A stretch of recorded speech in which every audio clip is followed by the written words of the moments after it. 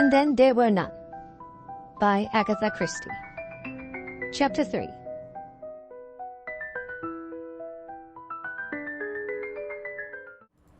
Dinner was drawing to a close. The food had been good, the wine perfect. Rogers waited well. Everyone was in better spirits. They had begun to talk to each other with more freedom and intimacy. Mr. Justice Wargrave, mellowed by the excellent port, was being amusing in a caustic fashion. Dr. Armstrong and Tony Marston were listening to him. Miss Brent chatted to General MacArthur. They had discovered some mutual friends. Vera Claythorne was asking Mr. Davis intelligent questions about South Africa. Mr. Davis was quite fluent on the subject. Lombard listened to the conversation. Once or twice he looked up quickly, and his eyes narrowed. Now and then his eyes played round the table, studying the others. Anthony Marston said suddenly, "Quaint, these things, aren't they?"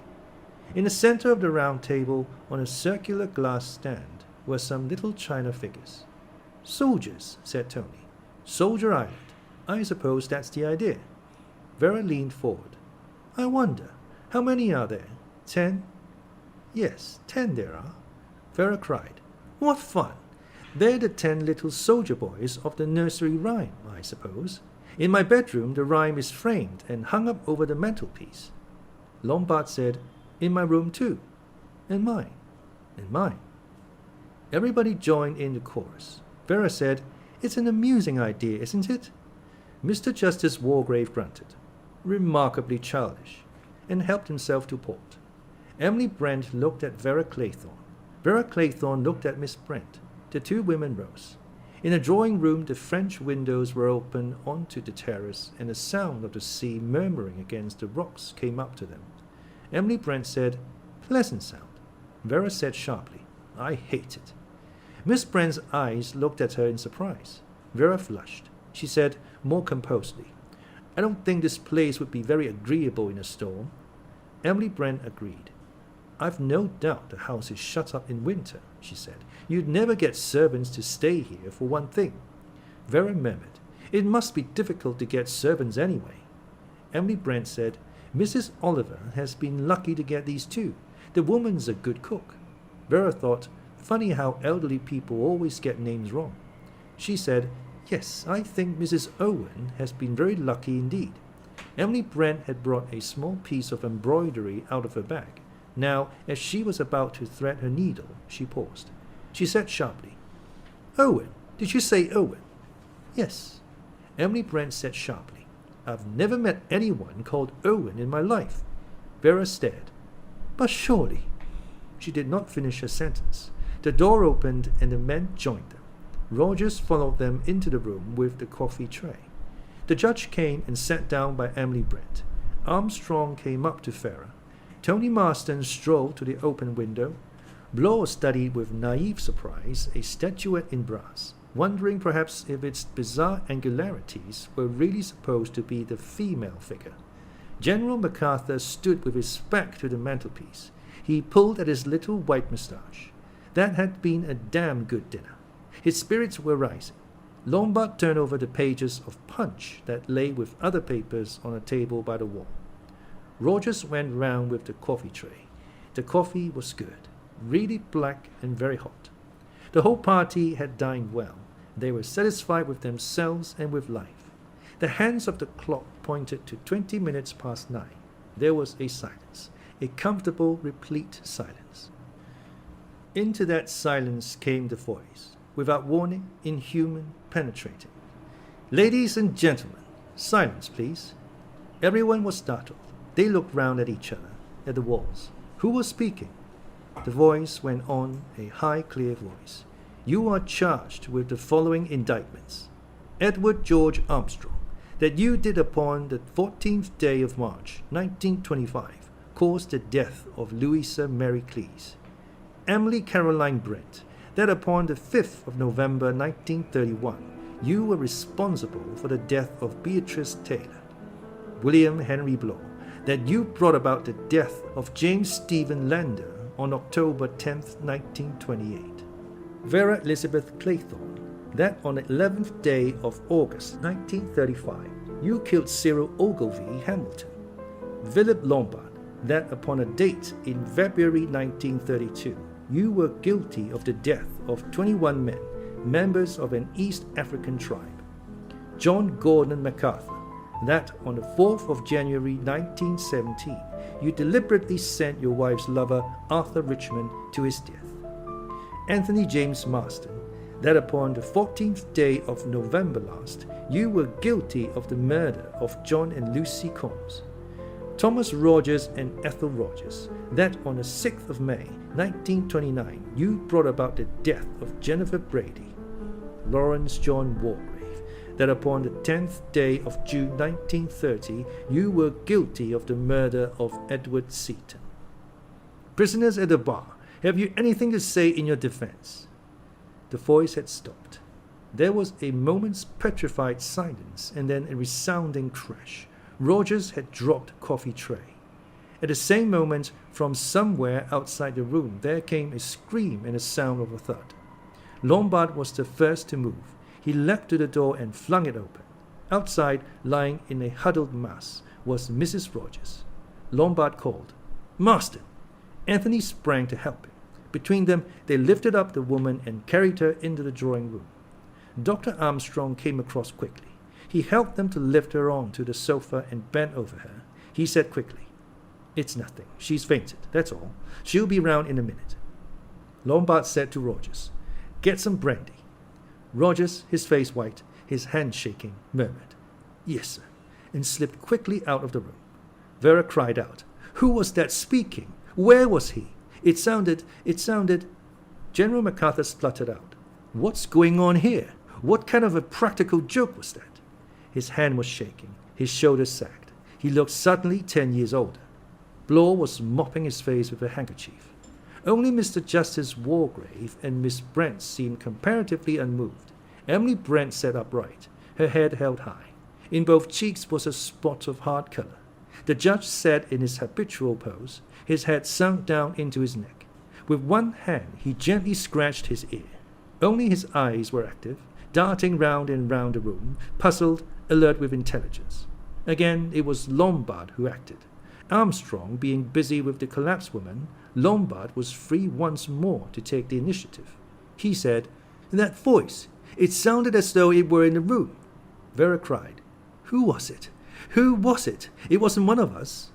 Like the judge, Lombard's eyes wandered slowly round the room. They rested a minute on the open window, then he shook his head decisively. Suddenly his eyes lighted up. He moved forward swiftly to where a door near the fireplace led into an adjoining room. With a swift gesture, he caught the handle and flung the door open. He passed through and immediately uttered an exclamation of satisfaction. He said, "Ah, here we are." The others crowded after him. Only Miss Brent remained alone, sitting erect in her chair. Inside the second room, a table had been brought up close to the wall which adjoined the drawing room. On the table was a gramophone, an old-fashioned type with a large trumpet attached. The mouth of the trumpet was against the wall, and Lombard, pushing it aside, indicated where 2 or 3 small holes had been unobtrusively bored through the wall. Adjusting the gramophone, he replaced the needle on the record, and immediately they heard again, "You are charged with the following indictments." Vera cried, "Turn it off! Turn it off! It's horrible!" Lombard obeyed. Dr. Armstrong said with a sigh of relief, "A disgraceful and heartless practical joke, I suppose." The small clear voice of Mr. Justice Wargrave murmured, "So you think it's a joke, do you?" The doctor stared at him. What else could it be? The hand of the judge gently stroked his upper lip. He said, "At the moment I'm not prepared to give an opinion." Anthony Marston broke in. He said, "Look here, that's one thing you've forgotten. Who the devil turned the thing on and set it going?" Wargrave murmured, "Yes, I think we must inquire into that." He led the way back into the drawing room. The others followed. Rogers had just come in with a glass of brandy. Miss Brent was bending over the moaning form of Mrs. Rogers. Adroitly, Rogers slipped between the two women. "Allow me, madam. I'll speak to her. Ethel, it's all right, do you hear? Pull yourself together." Mrs. Rogers' breath came in quick gasps. Her eyes, staring frightened eyes, went round and round the ring of faces. There was urgency in Roger's tone. "Pull yourself together, Ethel." Dr. Armstrong spoke to her soothingly. "You'll be all right now, Mrs. Rogers. Just a nasty turn," she said. "Did I faint, sir?" "Yes." It was the voice, that awful voice, like a judgment. Her face turned green again. Her eyelids fluttered. Dr. Armstrong said sharply, "Where's that brandy?" Rogers had put it down on the little table. Someone handed it to the doctor, and he bent over the gasping woman with it. "Drink this, Mrs. Rogers." She drank, choking a little and gasping. The spirit did her good. The color returned to her face. She said, "I'm all right now. It just gave me a turn." Rogers said quickly, "Of course it did. It gave me a turn too. Fair made me drop that tray. Wicked lies it was. I'd like to know." He was interrupted. It was only a cough, a dry little cough, but it had the effect of stopping him in full cry. He stared at Mr. Justice Wargrave, and the latter coughed again. Then he said, "Who put on that record on the gramophone? Was it you, Rogers?" Rogers cried, "I didn't know what it was. Before God, I didn't know what it was, sir. If I had, I'd never have done it." The judge said dryly, "That is probably true. But I think you'd better explain, Rogers." The butler wiped his face with a handkerchief. He said earnestly, "I was just obeying orders, sir. That's all." "Whose orders?" "Mr. Owen's." Mr. Justice Wargrave said, "Let me get this quite clear. Mr. Owen's orders were what exactly?" Rogers said, "I was to put a record on the gramophone. I'd find a record in a drawer, and my wife was to start the gramophone when I'd gone into the drawing room with the coffee tray." The judge murmured, "A very remarkable story." Rogers cried, "It's the truth, sir. I swear to God it's the truth. I didn't know what it was, not for a moment. It had a name on it. I thought it was just a piece of music." Wargrave looked at Lombard. "Was there a title on it?" Lombard nodded. He grinned suddenly, showed his white pointed teeth. He said, "Quite right, sir. It was entitled Swan Song." General MacArthur broke out suddenly. He exclaimed, "The whole thing is preposterous, preposterous. Slinging accusations about like this. Something must be done about it. This fellow Owen, whoever he is." Emily Brent interrupted. She said sharply, "That's just it. Who is he?" The judge interposed. He spoke with the authority that a lifetime in the courts had given him. He said, "That is exactly what we must go into very carefully. I should suggest that you get your wife to bed first of all, Rogers, then come back here." "Yes, sir." Dr. Armstrong said, "I'll give you a hand, Rogers." Leading on the two men, Mrs. Rogers tottered out of the room. When they had gone, Tony Marston said, "Don't know about you, sir, but I could do with a drink." Lombard said, "I agree." Tony said, "I'll go and forage." He went out of the room. He returned a second or two later, found them all waiting on a tray outside ready to be brought in. He set down his burden carefully. The next minute or two was spent in dispensing drinks. General MacArthur had a stiff whiskey, and so did the judge. Everyone felt the need of a stimulant. Only Emily Brent demanded and obtained a glass of water. Dr. Armstrong re-entered the room. "She's all right," he said. "I've given her a sedative to take." "What's that? A drink? I could do with one." Several of the men refilled their glasses. A moment or two later, Rogers re-entered the room. Mr. Justice Wargrave took charge of the proceedings. The room became an impromptu court of law. The judge said, "Now then, Rogers, we must get to the bottom of this. Who is this Mr. Owen?" Rogers stared. "He owns this place, sir." "I am aware of that fact. What I want you to tell me is what you yourself know about the man." Rogers shook his head. "I can't say, sir. You see, I've never seen him." There was a faint stir in the room. General MacArthur said, "You've never seen him? What do you mean?" "We've only been here just under a week, sir. My wife and I. We were engaged by letter through an agency, the Regina Agency in Plymouth." Bloor nodded. "Old established firm," he volunteered. Wargrave said, "Have you got that letter?" "The letter engaging us?" "No, sir, I didn't keep it." "Go on with your story. You were engaged, as you say, by letter." "Yes, sir. We were to arrive on a certain day. We did. Everything was in order here. Plenty of food in stock and everything very nice. Just needed dusting and that." What next? Nothing, sir. We got orders, by letter again, to prepare the rooms for a house party. And then yesterday, by the afternoon post, I got another letter from Mr. Owen. It said he and Mrs. Owen were detained and to do the best we could, and it gave the instructions about dinner and coffee and putting on the gramophone record. The judge said sharply, "Surely you've got that letter?" "Yes, sir, I've got it here." He produced it from a pocket. The judge took it. He said, headed Ritz Hotel in typewritten. With a quick movement, Bloor was beside him. He said, "If you'll just let me have a look." He twitched it out of the other's hand. He ran his eye over it. He murmured, "Coronation machine, quite new, no defects. Ensign paper, the most widely used make. You won't get anything out of that. Might be fingerprints, but I doubt it." Wargrave stared at him with sudden attention. Anthony Marston was standing beside Bloor, looking over his shoulder. He said, "Got some fancy Christian names, hasn't he? Ulick Norman Owen. Quite a mouthful." The old judge said with a slight start, "I'm obliged to you, Mr. Marston. You have drawn my attention to a curious and suggestive point." He looked round at the others and, thrusting his neck forward like an angry tortoise, he said, "I think the time has come for us all to pool our information. It would be well, I think, for everybody to come forward with all the information they have regarding the owner of this house." He paused and then went on, "We are all his guests.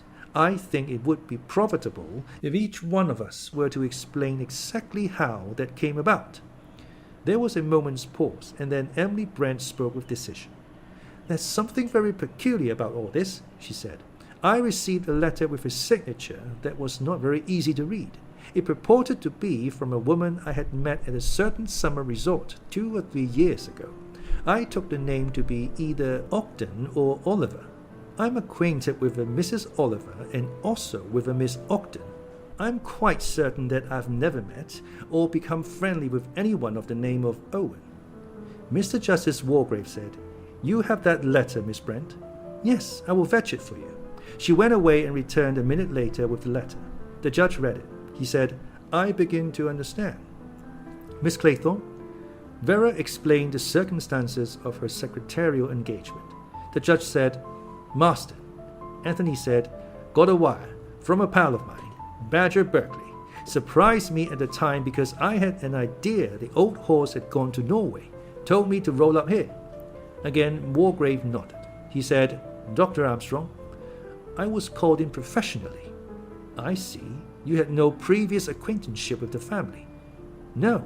A colleague of mine was mentioned in the letter." The judge said, "To give verisimilitude. Yes. And that colleague, I presume, was momentarily out of touch with you."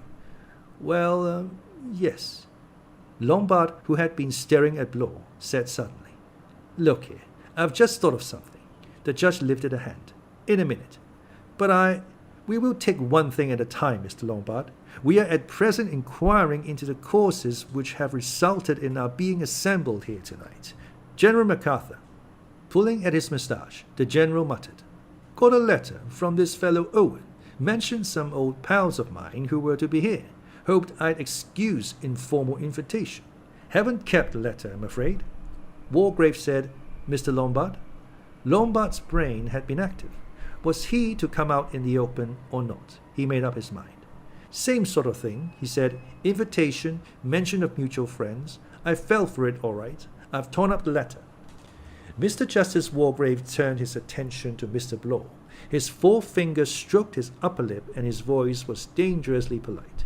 He said, "Just now we had a somewhat disturbing experience, and apparently the disembodied voice spoke to us all by name, uttering certain precise accusations against us. We will deal with those accusations presently. At the moment, I am interested in a minor point. Amongst the names recited was that of William Henry Bloor, but as far as we know, there is no one named Bloor amongst us. The name of Davis was not mentioned. What have you to say about that, Mr. Davis?" Bloor said sulkily, "Cat's out of the bag, it seems. I suppose I'd better admit that my name isn't Davis. You are William Henry Bloor." "That's right." "I will add something," said Lombard. Not only are you here under a false name, Mr. Bloor, but in addition, I've noticed this evening that you're a first-class liar. You claim to have come from Natal, South Africa. I know South Africa and Natal, and I'm prepared to swear that you've never set foot in South Africa in your life." All eyes were turned on Bloor, angry, suspicious eyes. Anthony Marston moved a step nearer to him. His fists clenched themselves. "Now then, you swine," he said. "Any explanation?" Bloor flung back his head and set his square jaw. "You gentlemen have got me wrong," he said. "I've got my credentials and you can see them. I am an ex-CID man. I run a detective agency in Plymouth. I was put on this job." Mr. Justice Wargrave asked, "By whom?" "This man, Owen, enclosed a handsome money order for expenses and instructed me as to what he wanted done. I was to join the house party, posing as a guest. I was given all your names. I was to watch you all." "Any reason given?" Bloor said bitterly.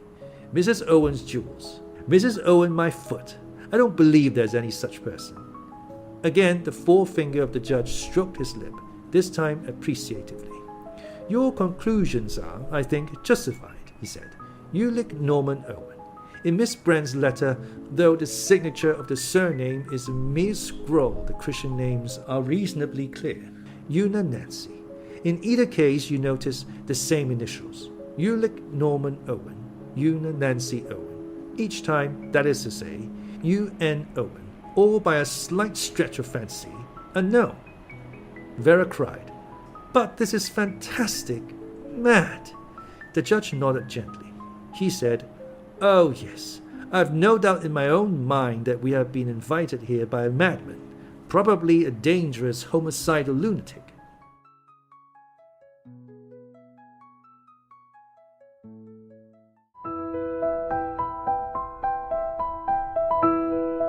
Chapter 4.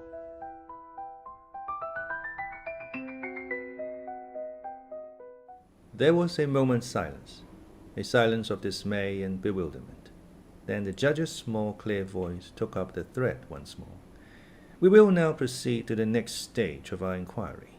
First, however, I will just add my own credentials to the list." He took a letter from his pocket and tossed it onto the table. "This purports to be from an old friend of mine, Lady Constance Culmington. I have not seen her for some years. She went to the East. It is exactly the kind of vague, incoherent letter she would write, urging me to join her here and referring to her host and hostess in the vaguest of terms. The same technique, you will observe. I only mention it because it agrees with the other evidence, from all of which emerges one interesting point. Whoever it was who enticed us here, that person knows or has taken the trouble to find out a good deal about us all. He, whoever he may be, is aware of my friendship for Lady Constance, and is familiar with her epistolary style. He knows something about Dr. Armstrong's colleagues and their present whereabouts. He knows the nickname of Mr. Marston's friend and the kind of telegrams he sends. He knows exactly where Miss Brent was 2 years ago for a holiday and the kind of people she met there. He knows all about General MacArthur's old cronies." He paused. Then he said, "He knows, you see, a good deal, and out of his knowledge concerning us, he has made certain definite accusations." Immediately a babble broke out. General MacArthur shouted, "A pack of them lies! Slander!"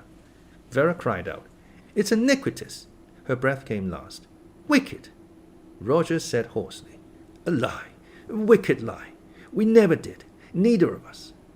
Anthony Marston growled, "Don't know what the damn fool was getting at." The upraised hand of Mr. Justice Wargrave calmed the tumult. He said, picking up his words with care, "I wish to say this. Our unknown friend accuses me of the murder of one Edward Seton. I remember Seton perfectly well. He came up before me for trial in June of the year 1930. He was charged with the murder of an elderly woman. He was very aptly defended and made a good impression on the jury in the witness box. Nevertheless, on the evidence, he was certainly guilty. I summed up accordingly, and the jury brought in a verdict of guilty. In passing sentence of death, I concurred with the verdict, an appeal was lodged on the grounds of misdirection. The appeal was rejected and the man was duly executed. I wish to say before you all that my conscience is perfectly clear on the matter. I did my duty and nothing more. I passed sentence on the rightly convicted murderer." Armstrong was remembering now the Seton case. The verdict had come as a great surprise. He had met Matthews, K.C., on one of the days of the trial dining at a restaurant. Matthews had been confident. Not a doubt of the verdict. Acquittal practically certain. And then afterwards he had heard comments. Judge was dead against him. Turned the jury right round and they brought him in guilty. Quite legal, though. Old Wargrave knows his law. It was almost as though he had a private down on the fellow. All these memories rushed through the doctor's mind before he could consider the wisdom of the question he had asked impulsively. "Did you know Seton at all? I mean, previous to the case?" The hooded reptilian eyes met his. In a clear, cold voice, the judge said, "I knew nothing of Seton previous to the case." Armstrong said to himself, "The fellow's lying. I know he's lying." Vera Claythorne spoke in a trembling voice. She said, "I'd like to tell you about the child, Cyril Hamilton. I was nursery governess to him. He was forbidden to swim out far. One day, when my attention was distracted, he started off. I swam after him. I couldn't get there in time. It was awful, but it wasn't my fault. At the inquest, the coroner exonerated me. And his mother, she was so kind. If even she didn't blame me, why should this awful thing be said? It's not fair, not fair." She broke down, weeping bitterly. General MacArthur patted her shoulder. He said, There, my dear. Of course it's not true. Fellow's a madman. A madman. Got a bee in his bonnet. And got hold of the wrong end of the stick all round." He stood erect, squaring his shoulders. He bowed out. "Best really to leave this sort of thing unanswered. However, feel I ought to say, no truth whatever in what he said about young Arthur Richmond. Richmond was one of my officers. I sent him on a reconnaissance. He was killed. Natural course of events in wartime. Wish to say resent very much. Slur on my wife. Best woman in the world. Absolutely. Caesar's wife." General MacArthur sat down. His shaking hand pulled at his moustache. The effort to speak had cost him a good deal. Lombard spoke. His eyes were amused. He said, "About those natives." Marston said, "What about them?" Philip Lombard grinned. "Story's quite true. I left them. Matter of self-preservation. We were lost in the bush. I and a couple of other fellows took what food there was and cleared out." General MacArthur said sternly, "You abandoned your men, left them to starve." Lombard said, "Not quite the act of a Pakar Sahib, I'm afraid, but self-preservation's a man's first duty, and natives don't mind dying, you know. They don't feel about it as Europeans do." Vera lifted her face from her hands. She said, staring at him, "You left them to die?" Lombard answered, "I left them to die." His amused eyes looked into her horrified ones. Anthony Marston said in a slow, puzzled voice, "I've just been thinking. John and Lucy Combs must have been a couple of kids I ran over near Cambridge. Beastly bad luck." Mr. Justice Wargrave said acidly, "For them or for you?" Anthony said, "Well, I was thinking, for me. But of course, you're right, sir. It was damned bad luck on them. Of course, it was a pure accident. They rushed out of some cottage or other. I had my license suspended for a year. Beastly nuisance." Dr. Armstrong said warmly, "This speeding's all wrong. All wrong. Young men like you are a danger to the community." Anthony shrugged his shoulders. He said, "Speeds come to stay. English roads are hopeless, of course. Can't get up a decent pace on them."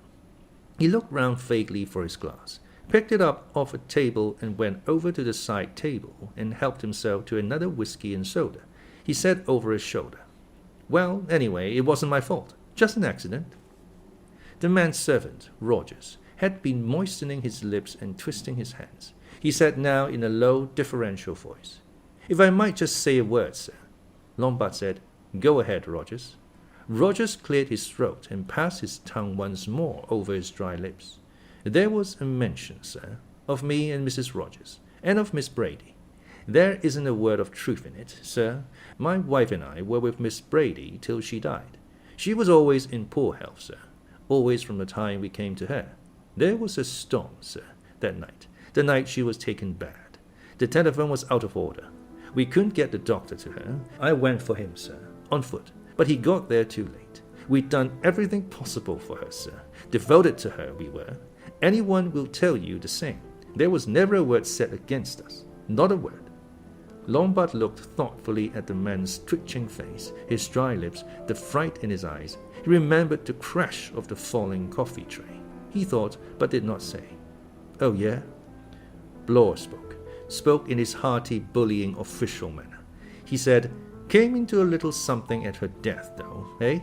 Rogers drew himself up. He said stiffly, Miss Brady left us a legacy in recognition of our faithful services. And why not? I'd like to know. Lombard said, what about yourself, Mr. Bloor? What about me? Your name was included in the list. Bloor went purple. Lander, you mean? That was the bank robbery, London and Commercial. Mr. Justice Wargrave stared. He said, I remember. It didn't come before me, but I remember the case. Lander was convicted on your evidence. You were the police officer in charge of the case. Bloor said, I was. Lander got penal servitude for life and died on Dartmoor a year later. He was a delicate man. Bloor said, he was a crook. It was he who knocked out the night watchman. The case was quite clear against him. Wargrave said slowly, you were complimented, I think, on your able handling of the case. Bloor said sulkily, I got my promotion. He added in a thick voice, I was only doing my duty. Lombard laughed, a sudden ringing laugh. He said, what a duty-loving, law-abiding lot we all seem to be. Myself excepted. What about you, Doctor, and your little professional mistake? Illegal operation, was it? Emily Brent glanced at him in sharp distaste and drew herself away a little. Dr. Armstrong, very much master of himself, shook his head good-humoredly. I'm at a loss to understand the matter, he said. The name meant nothing to me when it was spoken. What was it? Cleese? Close? I really can't remember having a patient of that name, or being connected with a death in any way. The thing's a complete mystery to me. Of course, it's a long time ago. It might possibly be one of my operation cases in hospital. They come too late. So many of these people. Then, when the patient dies, they always consider it's the surgeon's fault. He sighed, shaking his head. He thought, drunk. That's what it was, drunk. And I operated. Nerves all to pieces. Hands shaking. I killed her all right. Poor devil. Elderly woman. Simple job if I'd been sober. Lucky for me there's loyalty in our profession. The sister knew, of course, but she held her tongue. God, it gave me a shock. Pulled me up. But who could have known about it, after all these years? There was a silence in the room. Everybody was looking, covertly or openly, at Emily Brent. It was a minute or two before she became aware of the expectation. Her eyebrows rose on her narrow forehead. She said, Are you waiting for me to say something? I have nothing to say. The judge said, Nothing, Miss Brent? Nothing. Her lips closed tightly. The judge stroked his face. He said mildly, You reserve your defense. Miss Brent said coldly, There is no question of defense. I have always acted in accordance with the dictates of my conscience. I have nothing with which to reproach myself. There was an unsatisfied feeling in the air, but Emily Brent was not one to be swayed by public opinion. She sat unyielding. The judge cleared his throat once or twice. Then he said, Our inquiry rests there. Now, Rogers, who else is there on this island besides ourselves and you and your wife? Nobody, sir. Nobody at all. You're sure of that? Quite sure, sir. Wargrave said, I am not yet clear as to the purpose of our unknown host in getting us to assemble here, but in my opinion this person, whoever he may be, is not sane in the accepted sense of the word. He may be dangerous. In my opinion, it would be well for us to leave this place as soon as possible. I suggest that we leave tonight. Roger said, I beg your pardon, sir, but there's no boat on the island. No boat at all? No, sir. How do you communicate with the mainland? Fred Narracott. He comes over every morning, sir. He brings the bread and the milk in the post, and takes the orders. Mr. Justice Wargrave said, Then in my opinion, it would be well if we all left tomorrow morning as soon as Narracot's boat arrives. There was a chorus of agreement with only one dissentient voice. It was Anthony Marston who disagreed with the majority. A bit unsporting, what? He said. Ought to ferret out the mystery before we go. Whole thing's like a detective story. Positively thrilling. The judge said excellently. At my time of life, I have no desire for thrills, as you call them. Anthony said with a grin, the legal life's narrowing. I'm all for crime. Here's to it. He picked up his drink and drank it off at a gulp. Too quickly, perhaps. He choked badly. His face contorted, turned purple. He gasped for breath, then slid down off his chair, the glass falling from his hand.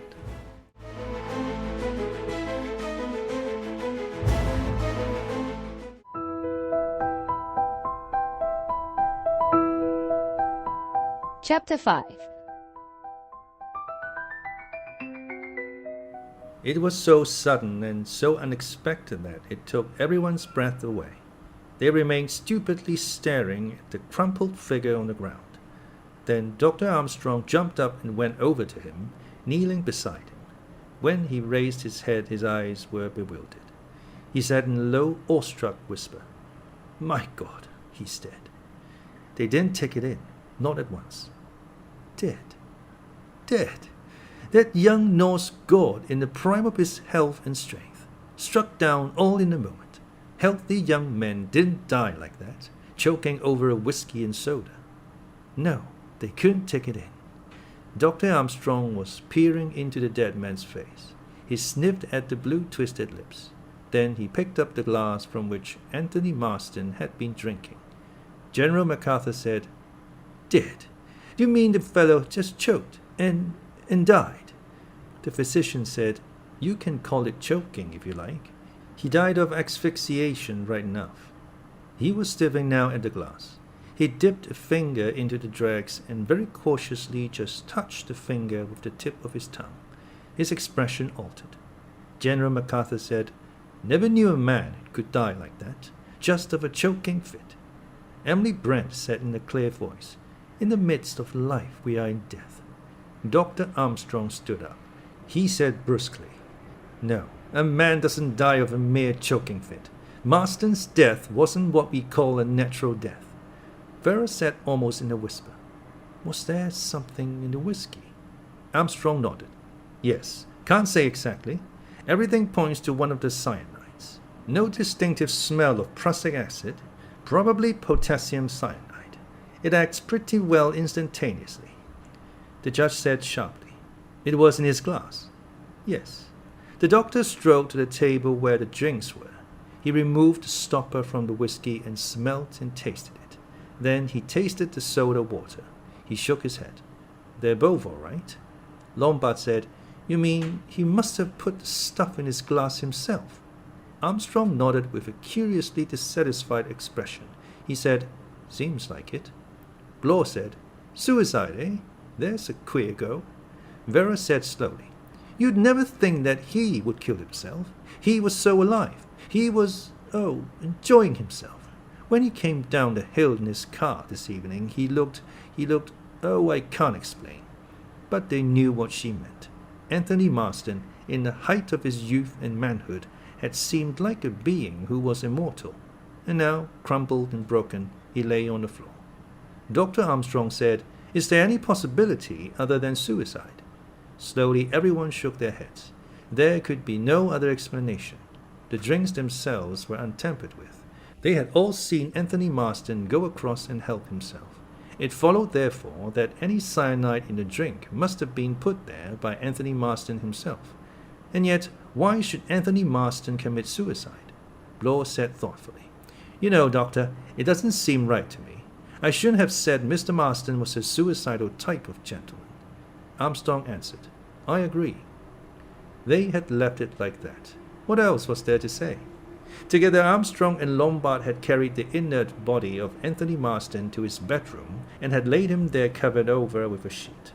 When they came downstairs again, the others were standing in a group, shivering a little, though the night was not cold. Emily Brent said, "We'd better go to bed. It's late." It was past 12 o'clock. The suggestion was a wise one. yet everyone hesitated. It was as though they clung to each other's company for reassurance. The judge said, "Yes, we must get some sleep." Roger said, "I haven't cleared yet, in the dining room."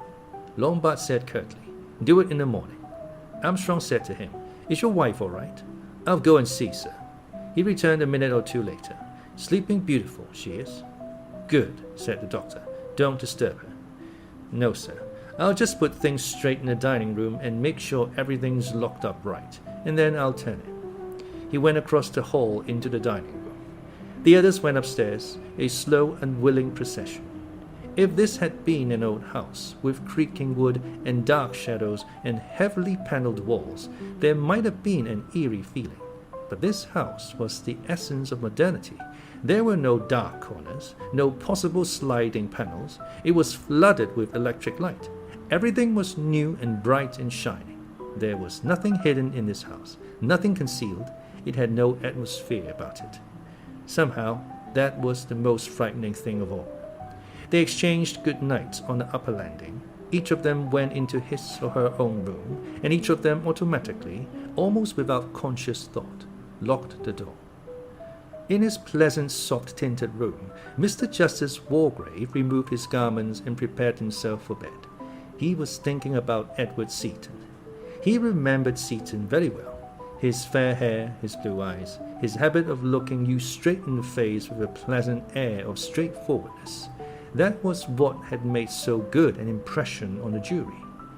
Llewellyn, for the Crown, had bungled it a bit. He had been over-vehement, had tried to prove too much. Matthews, on the other hand, for the defense, had been good. His points had told. His cross-examinations had been deadly. His handling of his client in the witness box had been masterly. And Seton had come through the ordeal of cross-examination well. He had not got excited or over-vehement. The jury had been impressed. It had seemed to Matthews, perhaps, as though everything had been over-bar the shouting. The judge wound up his watch carefully and placed it by the bed. He remembered exactly how he had felt sitting there, listening, making notes, appreciating everything, tabulating every scrap of evidence that told against the prisoner. He'd enjoyed that case. Matthew's final speech had been first class. Llewellyn, coming after it, had failed to remove the good impression that the defending counsel had made. And then had come his own summing up. Carefully, Mr. Justice Wargrave removed his false teeth and dropped them into a glass of water. The shrunken lips fell in. It was a cruel mouth now, cruel and predatory. Hooding his eyes, the judge smiled to himself. He'd cooked Seton's goose all right. With a slightly rheumatic grunt, he climbed into bed and turned out the electric light. Downstairs in the dining room, Roger stood puzzled. He was staring at the china figures in the center of the table. He muttered to himself, "That's a rum go. I could have sworn there were 10 of them." General MacArthur tossed from side to side. Sleep would not come to him. In the darkness, he kept seeing Arthur Richmond's face. He'd liked Arthur. He'd been damned fond of Arthur. He'd been pleased that Leslie liked him too. Leslie was so capricious. Lots of good fellows that Leslie would turn up her nose at and pronounce dull. Dull, just like that. But she hadn't found Arthur Richmond dull. They'd got on well together from the beginning. They'd talked of plays and music and pictures together. She teased him, made fun of him, ragged him. And he, MacArthur, had been delighted at the thought that Leslie took quite a motherly interest in the boy. Motherly indeed. Damn fool not to remember that Richmond was 28 at Leslie's 29.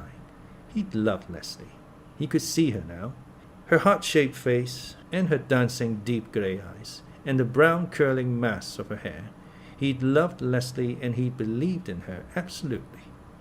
Out there in France, in the middle of all the hell of it, he'd sat thinking of her, taking her picture out of the breast pocket of his tunic. And then he'd found out. It had come about exactly in the way things happened in books. The letter in the wrong envelope. She'd been writing to them both, and she'd put her letter to Richmond in the envelope addressed to her husband.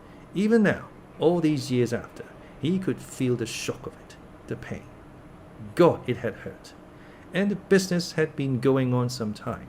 The letter made that clear. Weekends. Richmond's last leave. Leslie and Arthur. God damn the fellow. Damn his smiling face, his brisk yes sir, liar and hypocrite, stealer of another man's wife. It had gathered slowly, that cold, murderous rage. He'd managed to carry on as usual, to show nothing. He tried to make his manner to Richmond just the same. Had he succeeded? He thought so. Richmond hadn't suspected. Inequalities of temper were easily accounted for out there, where men's nerves were continually snapping under the strain. Only young Armitage had looked at him curiously once or twice.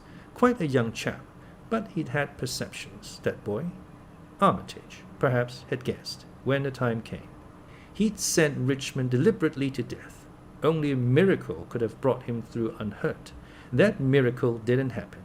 Yes, he'd sent Richmond to his death, and he wasn't sorry. It had been easy enough. Mistakes were being made all the time, officers being sent to death needlessly. All was confusion, panic. People might say afterwards, old MacArthur lost his nerve a bit, made some colossal blunders, sacrificed some of his best men. They couldn't say more. But young Armitage was different. He'd looked at his commanding officer very oddly. He'd known, perhaps, that Richmond was being deliberately sent to death. Leslie hadn't known. Leslie had wept for her lover, but her weeping was over by the time he'd come back to England. He'd never told her that he'd found her out. They'd gone on together. Only, somehow, she hadn't seemed very real anymore. And then, 3 or 4 years later, she'd got double pneumonia and died. That had been a long time ago. 15 years, 16 years? And he'd left the army and come to live in Devon. Bought the sort of little place he'd always meant to have. Nice neighbors, pleasant part of the world. There was a bit of shooting and fishing. He'd gone to church on Sundays. Everybody had been very friendly. At first, that is. Later, he'd had an uneasy feeling that people were talking about him behind his back.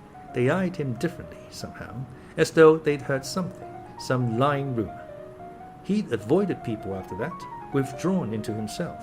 Unpleasant to feel that people were discussing you. And all so long ago. So purposeless now. Leslie had faded into the distance, and Arthur Richmond too. Nothing of what had happened seemed to matter any more. It made life lonely, though. He'd taken to shunning his old army friends. And now, this evening, a hidden voice had blared out that old hidden story. Had he dealt with it all right? Kept a stiff upper lip? Betrayed the right amount of feeling, indignation, disgust, but no guilt, no discomfiture? Difficult to tell. Surely nobody could have taken the accusation seriously. There had been a pack of other nonsense, just as far-fetched. That charming girl, the voice had accused her of drowning, a child. Idiotic. Some madman throwing crazy accusations about. Emily Brent, too, actually a niece of old Tom Brent of the regiment. It had accused her of murder. Anyone could see with half an eye that the woman was as pious as could be, the kind that was hand and glove with parsons. Damned curious business, the whole thing. Crazy, nothing less.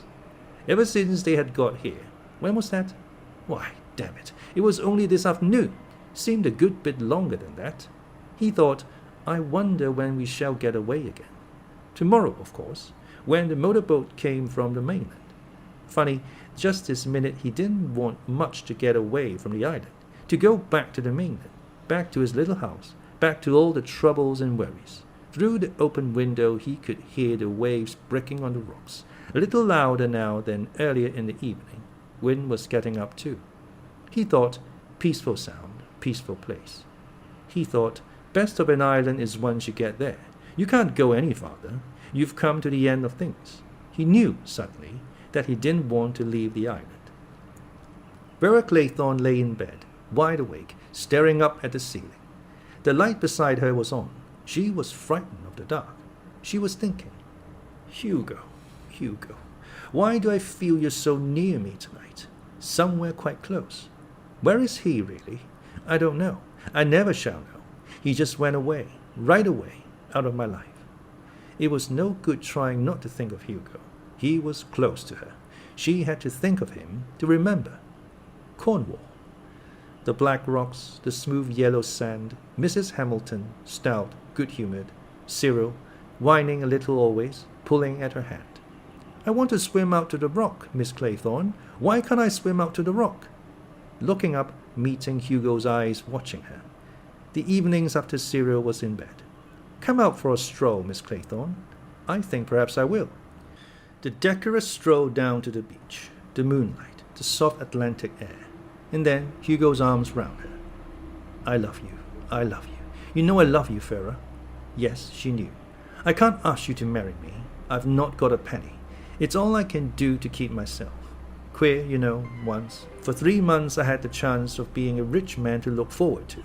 Cyril wasn't born until 3 months after Morris died. If he'd been a girl, if the child had been a girl, Hugo would have come into everything. He'd been disappointed, he admitted. I hadn't built on it, of course, but it was a bit of a knock. Oh well, luck's luck. Cyril's a nice kid. I'm awfully fond of him, and he was fond of him too. Always ready to play games or amuse his small nephew. No rancor in Hugo's nature. Cyril wasn't really strong. A puny child, no stamina. The kind of child, perhaps, who wouldn't live to grow up. And then, "Miss Claythorne, why can't I swim to the rock?" Irritating, whiny repetition. "It's too far, Cyril." "But, Miss Claythorne..." Vera got up. She went to the dressing table and swallowed 3 aspirins. She thought, "I wish I had some proper sleeping stuff." She thought, "If I were doing away with myself, I'd take an overdose of Pheronol. Something like that. Not cyanide." She shuddered as she remembered Anthony Marston's convulsed purple face. As she passed the mantelpiece, she looked up at the framed doggerel. 10 little soldier boys went out to dine. One choked his little self, and then there were 9. She thought to herself, "It's horrible, just like Custer's evening." Why had Anthony Marston wanted to die? She didn't want to die. She couldn't imagine wanting to die. Death was for the other people.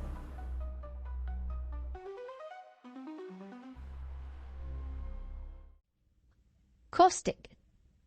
Caustic. Adjective. Sarcastic in a scathing and bitter way. Indictment. Indictment. Noun. A formal charge or accusation of a serious crime. Impromptu. Impromptu. Adjective. Done without being planned, organized, or rehearsed. Pakasahib. Pakasahib. Noun. Slang term taken from Persian Hindi for substantial and master. Among English users, Paka came to signify first class or absolute genuine, combined as true gentleman or excellent fellow. Dissentient. Dissentient. Adjective. In opposition to a majority or official opinion. Brusquely. Brusquely. Adverb. In a way that is quick and slightly rude. Asphyxiation. Asphyxiation. Noun. The state or process of being deprived of oxygen, which can result in unconsciousness or death. Suffocation. Tabulate. Tabulate. Verb. Arrange data in tabular form. Decorous. Decorous. Adjective. In keeping with good taste and propriety, polite and restrained. Veronal. Veronal. Noun. Another term for barbital, a long-acting sedative and sleep-inducing drug of the barbiturate. Doggerel. Doggerel. Noun.